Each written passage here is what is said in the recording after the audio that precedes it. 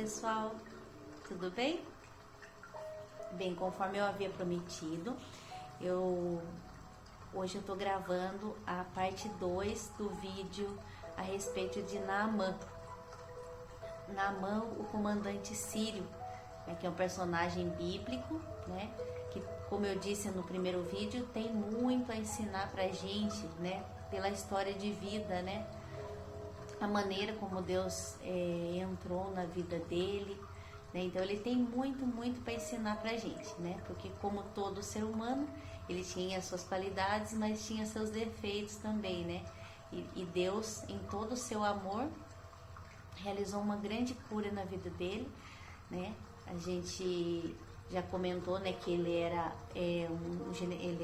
um general sírio, né, de muitas conquistas, né? Muito reconhecido na terra dele, mas ele tinha uma doença, né, muito triste, que era a lepra. E humanamente falando, a gente, né, observaria externamente apenas, né, que seria a lepra, mas Deus ele vê tudo, né, ele vê o nosso interior. Então ele sabia que dentro daquele homem existia algo que precisava ser curado, né? Assim como todos nós, né? Como os psicólogos falam, né? Que nós somos ao mesmo tempo luz e ao mesmo tempo sombras, né? E Deus, ele quer trabalhar exatamente nisso, né? Deus, ele quer nos ajudar a iluminar essas sombras que existem dentro de nós. No caso de Naamã, como eu já havia comentado, ele era um general, uma pessoa de muito renome, né, muito reconhecido, mas quando ele chegou até o profeta Eliseu, ele imaginou que a cura seria de uma determinada forma, né, só para relembrar rapidamente. Ele imaginou que o profeta Eliseu viria até ele e passaria ali, imporia suas mãos sobre ele e ele ficaria curado, né? Tanto é que ele ficou irritado quando ele chegou na frente da casa de Eliseu. Eliseu nem se deu o trabalho de sair da casa. Eliseu mandou Geazi, que era um ajudante dele. Então, quando aquele general ele foi recebido pelo ajudante do profeta, ele já ficou muito chateado, porque ele falou assim, mas ele não sabe. Provavelmente ele pensou, né? Será que ele não sabe quem sou eu? Ele que teria que vir aqui fazer isso e aquilo e eu ficaria curado, né? E depois quando Geazi falou para ele que o profeta havia dito que era para ele se banhar 7 vezes no Jordão, veio a segunda indignação dele, que ele falou assim, mas na minha terra tem rios muito melhores do que os rios aqui de Israel. Aí ele cita 2 rios, né, que é Abana e Farpar, são 2 rios da terra dele. Então ele falou assim, eu podia me banhar lá e ficar curado. Então de novo ele tentando dizer para Deus como realizar a cura dele. Mas a questão não se tratava apenas do rio, não se tratava, tem toda uma situação, né, que a gente vai comentar agora. Mas enfim, aí ele estava quase voltando para a terra dele já. Só que as pessoas ele veio com uma comitiva. Então ali as pessoas que o serviam eram pessoas que gostavam muito dele e então raciocinaram com ele, né, falando, mas é só isso para você fazer? Se fosse algo, né, para o Senhor fazer, né, se fosse algo difícil o Senhor não faria?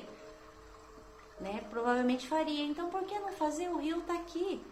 Então, esse é um ponto a se pensar também, que é muito importante a gente ter do lado da gente pessoas humildes e pessoas que têm uma visão espiritual das coisas. E hoje em dia, de maneira geral, é raro a gente encontrar pessoas assim. Mas quando a gente encontra pessoas assim, a gente precisa dar muito valor, porque são pessoas que nos dão conselhos acertados, que nem no caso desses... na verdade eram pessoas que o serviam Naamã, mas chegaram no momento ali, raciocinaram com ele e fizeram ele repensar. Então a importância de ter pessoas ao nosso lado é realmente pessoas pessoas humildes, então eu marquei aqui, sensíveis à voz de Deus, pessoas sensíveis a perceber, né, o que devemos fazer, né? Pessoas que podem nos dar pessoas realmente que podem nos dar bons conselhos, assim como esses, né, que deram um bom conselho para Naamã, inclusive que fizeram ele repensar e fizeram realmente ele. A gente sabe que ele foi até o Rio Jordão e ali ele se banhou as 7 vezes. E outro ponto interessante é que a cura, ela não foi acontecendo de forma gradativa. Por exemplo, assim, ele deu o primeiro mergulho, deu o segundo mergulho. Quando ele voltava do primeiro, do segundo e assim sucessivamente, até o 6º mergulho, ele voltou igual ele estava. Ele voltou exatamente igual. Então não foi aos poucos que as coisas foram, que a lepra foi desaparecendo aos poucos, não. Enquanto ele não obedeceu completamente à voz de Deus, enquanto ele não mergulhou as 7 vezes, ele não recebeu a cura. E o número 7, tem alguns números da Bíblia que eles têm um significado. O 7, ele tem um significado de perfeição, em sentido a perfeição. Então Deus mandou ele mergulhar 7 vezes no Jordão. Então aquelas 7 vezes, cada vez que ele mergulhava, existia algo dentro dele que ia modificando. Porque o ser humano, nós, infelizmente, nós temos quase todo ser humano é um pouco orgulhoso. Então a gente acha que a gente resolve as coisas, a gente acha que a gente consegue as coisas. Às vezes a gente pensa assim que consegue as coisas sozinhos, né? Enfim, vem muitos são pensamentos ou são questões que às vezes já vêm com a gente e ao longo do tempo a gente tem que ir deixando. Como eu disse, são como que sombras que existem dentro de nós, percepções erradas que nós fazemos e que nós precisamos aos poucos ir deixando. Então essas 7 vezes que ele mergulhou no Jordão, cada vez que ele mergulhava, provavelmente ele foi repensando a vida dele e foi entendendo que ele, por mais que ele era um general, mas ele era um ser humano que precisava entender que Deus tem o direito de determinar como acontecem as coisas. Por exemplo, a cura dele, quem havia determinado como devia ser era Deus. Mas por quê? Porque lá dentro, porque Deus já tinha visto dentro do interior de Naamã.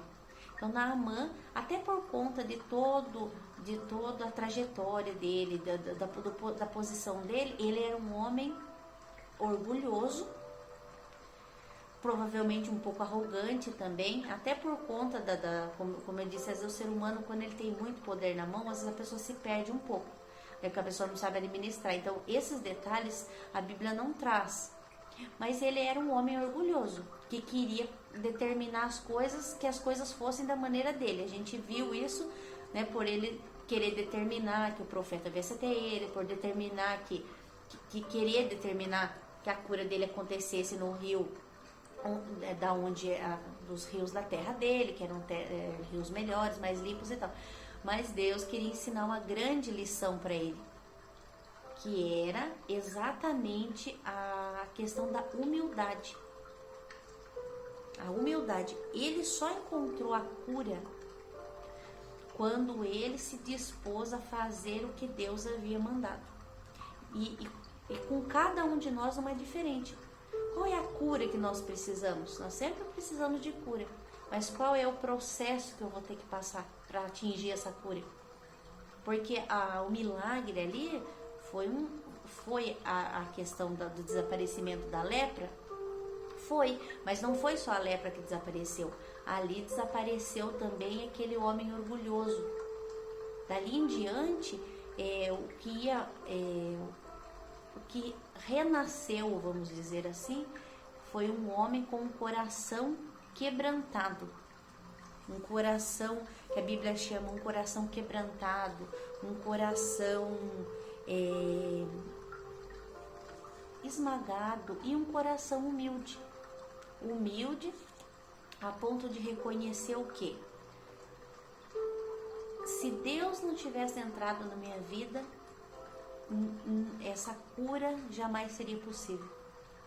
Então, a partir de ali, então a cura dele, na verdade, foi muito maior do que simplesmente uma cura exterior. Era importante? Sim, era importante porque a lepra afastava as pessoas, né? Então isso trazia muita dor. Mas a cura daquele homem foi realmente uma cura completa. Por isso o tema do vídeo é Naamã, o Deus que cura por completo, porque ele curou, aquele homem jamais seria o mesmo. Não seria. Porque a visão dele mudaria. Aliás, a visão dele mudou a respeito da sua própria situação. Tanto é que quando ele volta depois da cura, ele volta até Eliseu. E até ali ele cita que ele, daquele momento em diante, ele não adoraria nenhum outro Deus a não ser o Deus de Israel. Né?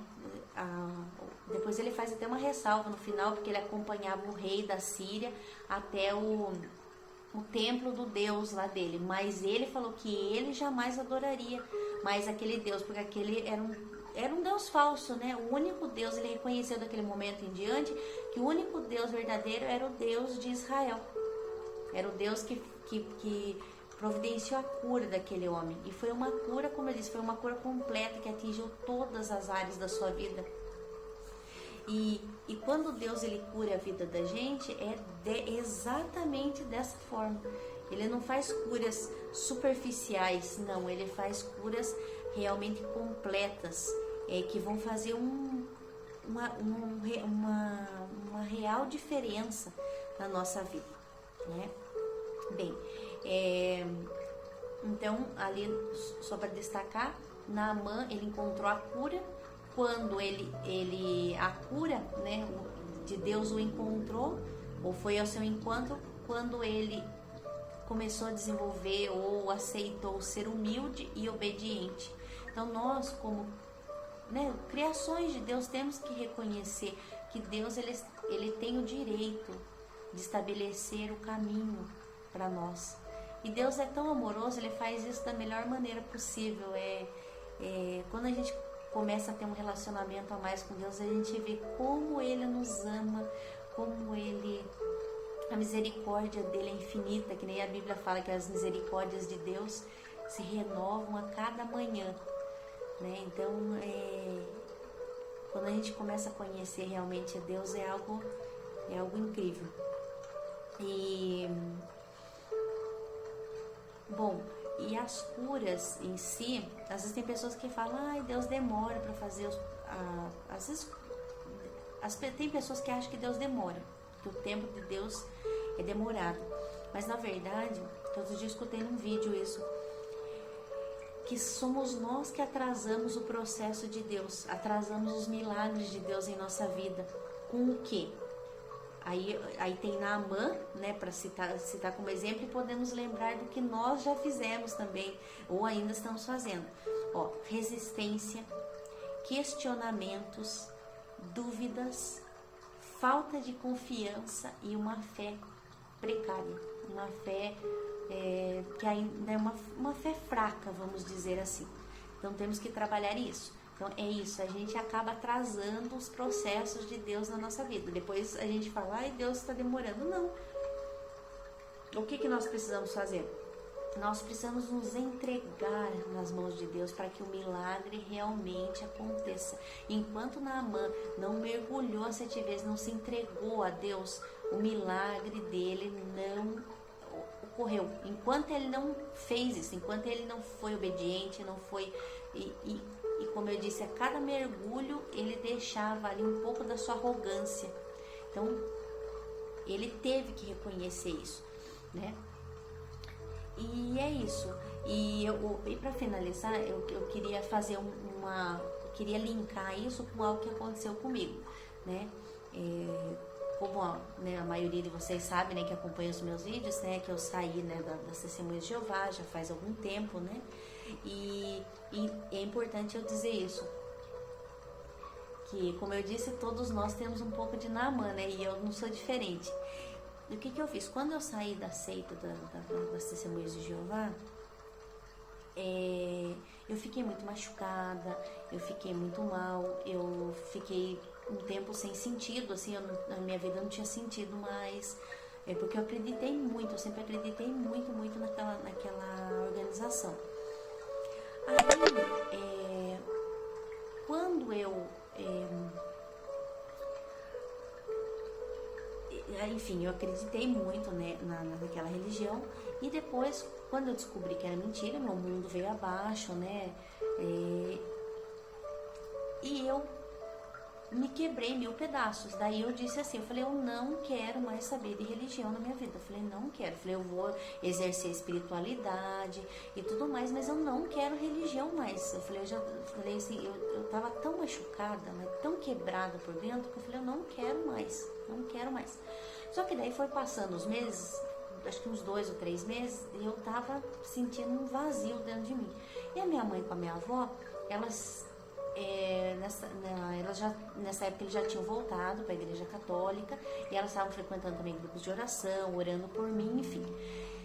E elas sempre me convidavam e eu falava, eu não quero ir, eu não quero ir, eu não quero ir. Só que eu comecei a sentir um vazio muito grande, e eu comecei a perceber, eu falei, se eu não voltar, a minha vida alguma coisa vai acontecer. Eu falei, eu não quero. Eu tava sentindo dentro de mim que eu tava ficando mais amargurada. Eu tava sentindo que eu tava ficando amargurada. Eu falei, eu não quero, eu nunca fui assim, eu não quero. Eu tava quebrada ainda, e como eu disse, em 1000 pedaços estava. Mas eu comecei a falar assim, não, eu vou voltar.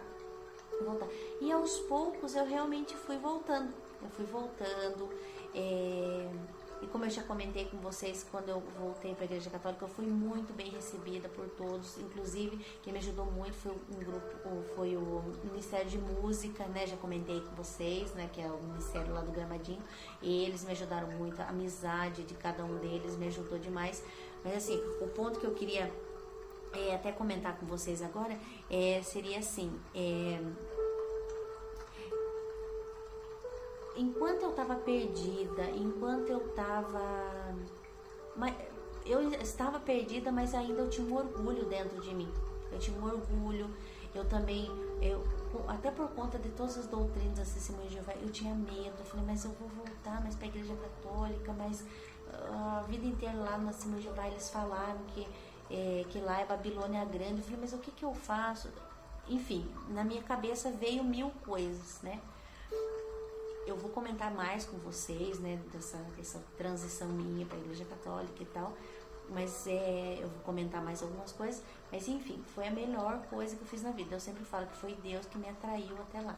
Então, eu tinha muito medo por uma série de coisas, mas só que eu ficava naquela resistência. Aí teve um dia que eu acordei, eu falei, eu não suporto mais, eu falei, eu não aguento mais. Eu falei, se eu não tivesse religião, se eu não tivesse uma espiritualidade, uma família que me apoiasse, acho que eu tinha feito uma besteira. Eu falei assim, mas aí o que aconteceu?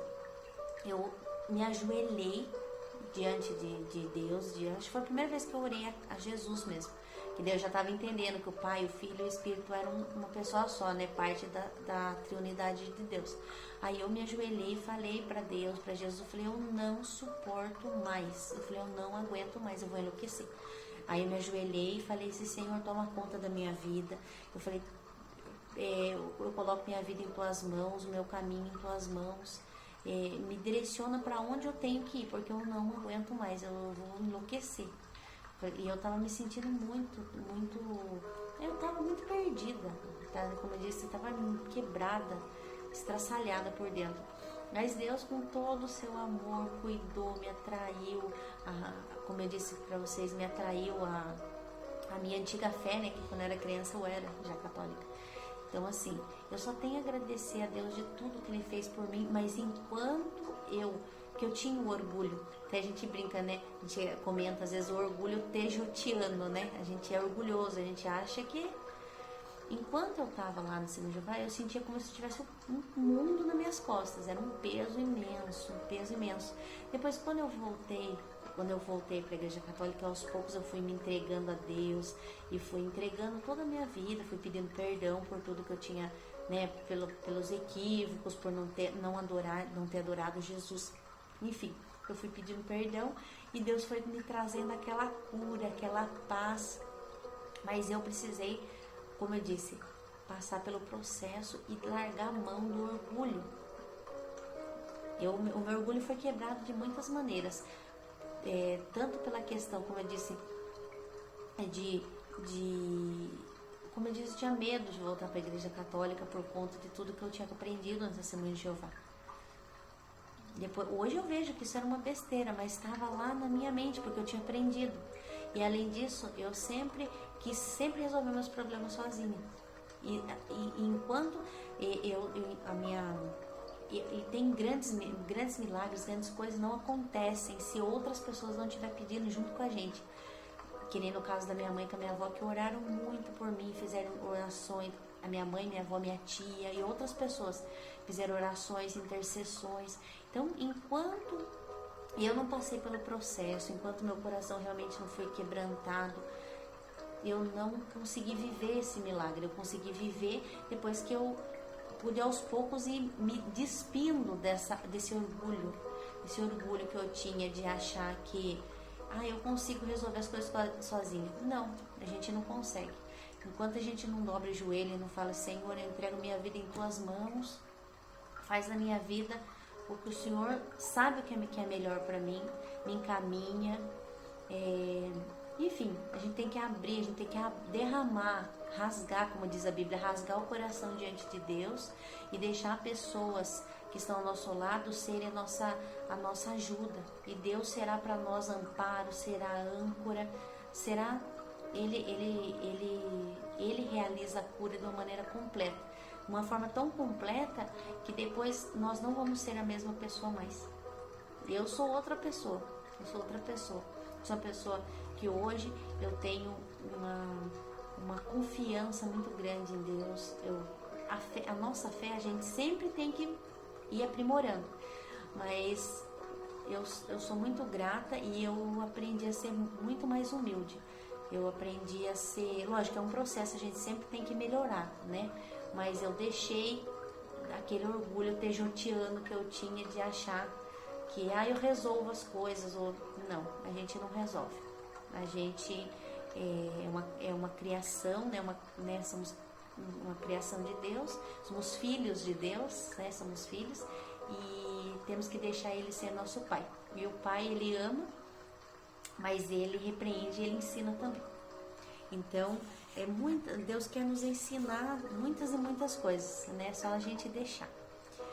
Bem, então foi dessa forma que eu comentei com vocês que eu iniciei o meu mergulho no Jordão, digamos assim, né? Foi quando fui deixando o orgulho aos poucos para poder voltar para os braços de Deus. Bem,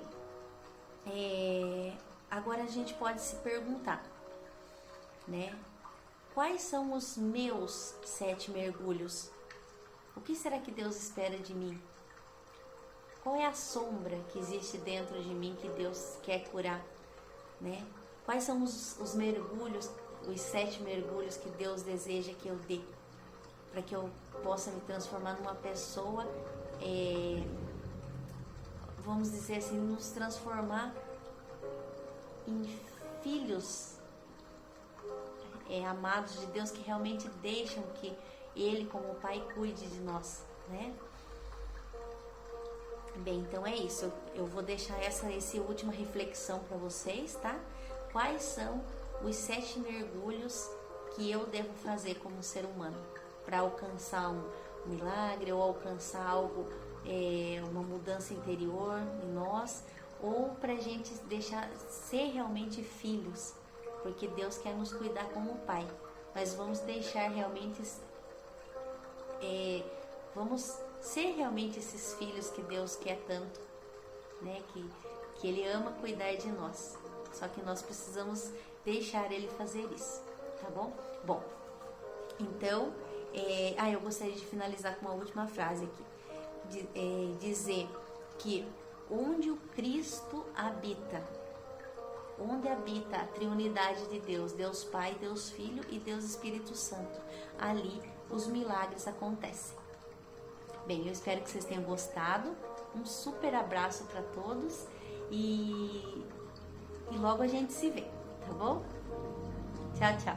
Obrigada pela companhia de vocês, viu?